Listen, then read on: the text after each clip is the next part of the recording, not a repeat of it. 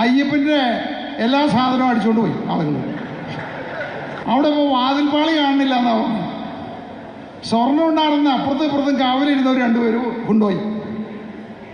തങ്കത്തിൽ പൊതിഞ്ഞത് ഇപ്പോൾ പിച്ചളയോ ചെമ്പോ ഒക്കെയാണെന്നാണ് പറയുന്നത്. ഇപ്പോൾ പറയുന്നത് വാതിൽ കാണാനില്ല.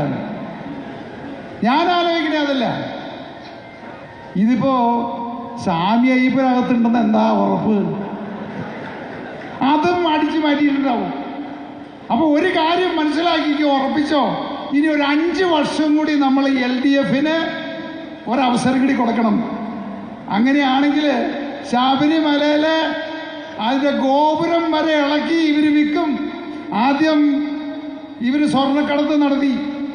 ഇപ്പോൾ അമ്പലങ്ങളിലും പള്ളികളും ശ്രീപത്മനാഭ ക്ഷേത്രത്തിൽ ഇപ്പോൾ സ്വർണ്ണം തോരോട് നടന്നു നോക്കിയാൽ അറിയാം.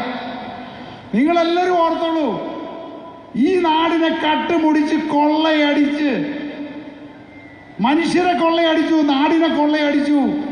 ഇപ്പൊ പള്ളികളിൽ കയറി കൊള്ളയടിച്ചു തുടങ്ങി, അമ്പലങ്ങളിൽ കയറി കൊള്ളയടിച്ചു തുടങ്ങി.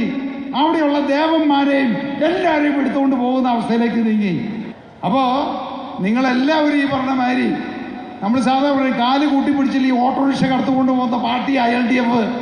അപ്പോൾ അതുകൊണ്ട് ഇടയ്ക്കിടയ്ക്കൊക്കെ ഒന്ന് തപ്പി നോക്കുന്നത് നല്ലതാണ്, എല്ലാം ഉണ്ടോ എന്നുള്ളത്.